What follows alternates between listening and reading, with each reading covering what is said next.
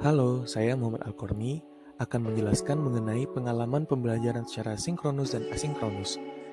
Apa sih pembelajaran sinkronus dan asinkronus itu? Nah, keduanya sama-sama merupakan metode pembelajaran jarak jauh. Bedanya pada sinkronus, waktunya sudah terjadwal.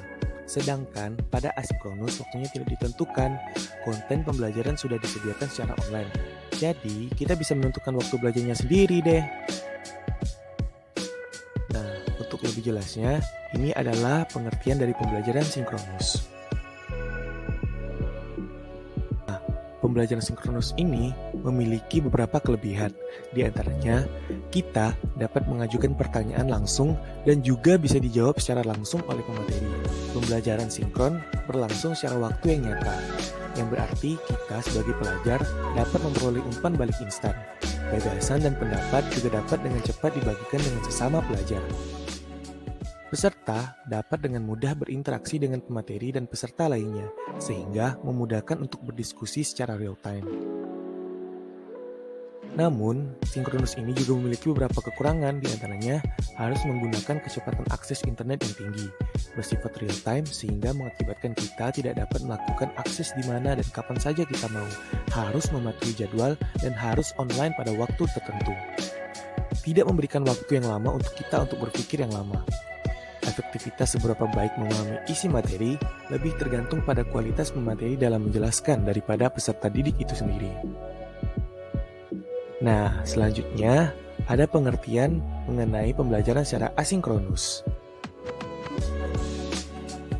Nah, asinkronus juga memiliki beberapa kelebihan, di antaranya fleksibilitas waktu bagi kita, sehingga proses belajar mengajar dapat disesuaikan dengan kecepatan dan kondisi masing-masing. Waktu yang lebih fleksibel mendorong kita untuk berpikir lebih mendalam sebelum mengutarakan pendapat melalui forum diskusi, sehingga dapat meningkatkan keterlibatan kognitif penggunanya. Pembelajaran asinkron berarti kita dapat terlepas dari zona waktu atau lokasi. Dengan adanya asinkronus, kita memiliki lebih banyak waktu untuk merefleksikan materi yang dipelajari, sehingga kita cenderung memahaminya secara lebih menyeluruh. Namun, asinkronus ini juga memiliki beberapa kekurangan, di antaranya ada kemungkinan terjadi perbedaan pemahaman materi karena kurangnya interaksi langsung. Ditambah lagi, jawaban atas pertanyaan tidak dapat diberikan secara langsung. Contoh nih, misalnya kita mungkin perlu menunggu jawaban atas email dari pemateri.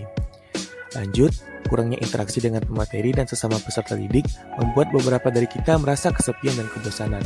Hal ini menyebabkan kurangnya motivasi dalam belajar. Pembelajaran asinkron berpusat pada peserta didik, sehingga dengan cara ini kita membutuhkan disiplin diri dan fokus. Nah, beberapa dari kita mungkin menyukai lingkungan pembelajaran online yang sinkron karena kita memerlukan instruksi tatap muka, sementara yang lain menyukai lingkungan belajar online yang tidak sinkron karena menyediakan lebih banyak waktu untuk mempertimbangkan semua sisi masalah sebelum menyelesaikannya. Ketika mengetahui perbedaan antara pembelajaran sinkron dan asinkron, keduanya memiliki kelebihan dan kekurangan yang merupakan hal yang menarik bagi seseorang, mungkin tidak menarik bagi yang lain. Namun, baik sinkron maupun tidak, semua tergantung kepada diri kita sendiri. Bagaimana kita dapat mengambil manfaat dari pembelajaran yang telah diberikan baik secara sinkron maupun asinkron. Sekian dan terima kasih.